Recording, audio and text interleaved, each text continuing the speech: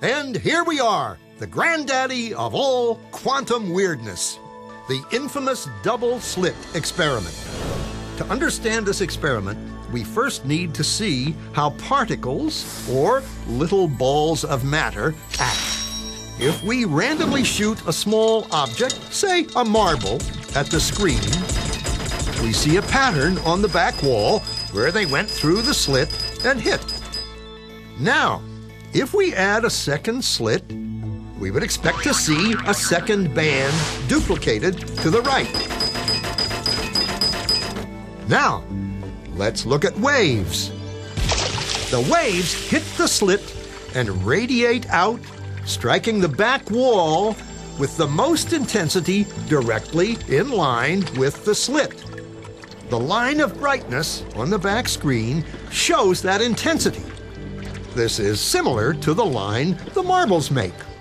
But when we add the second slit, something different happens. If the top of one wave meets the bottom of another wave, they cancel each other out.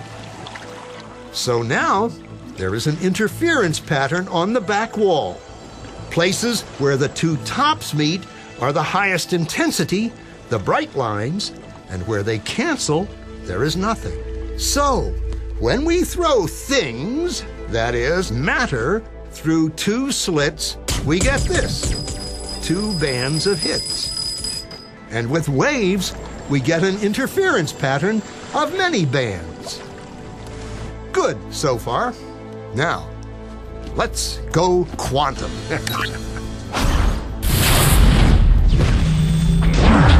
An electron is a tiny, tiny bit of matter, like a tiny marble. Let's fire a stream through one slit. It behaves just like the marble, a single band.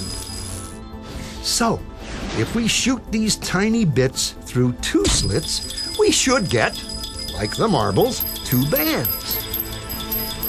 What? An interference pattern! We fired electrons, tiny bits of matter through. But we get a pattern like waves, not like little marbles. How? How could pieces of matter create an interference pattern like a wave? It doesn't make sense. But physicists are clever. They thought, maybe those little balls are bouncing off each other and creating that pattern. So, they decide to shoot electrons through one at a time. There is no way they could interfere with each other. But after an hour of this, the same interference pattern is seen to emerge. The conclusion is inescapable. The single electron leaves as a particle, becomes a wave of potentials, goes through both slits, and interferes with itself to hit the wall like a particle. But mathematically, it's even stranger. It goes through both slits, and it goes through neither. And it goes through just one, and it goes through just the other. All of these possibilities are in superposition with each other. But physicists were completely baffled by this. So they decided to peek and see which slit it actually goes through. They put a measuring device by one slit to see which one it went through and let it fly. But the quantum world is far more mysterious than they could have imagined. When they observed, the electron went back to behaving like a little marble. It produced a pattern of two bands, not an interference pattern of many. The very act of measuring or observing which slit it went through meant it only went through one, not both. The electron decided to act differently, as though it was aware it was being watched.